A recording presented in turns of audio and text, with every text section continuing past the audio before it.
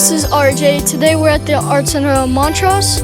I'm working for Feed Me Chutney, and our chutneys are available inside at the Arts Center of Montross. Let's come take a look.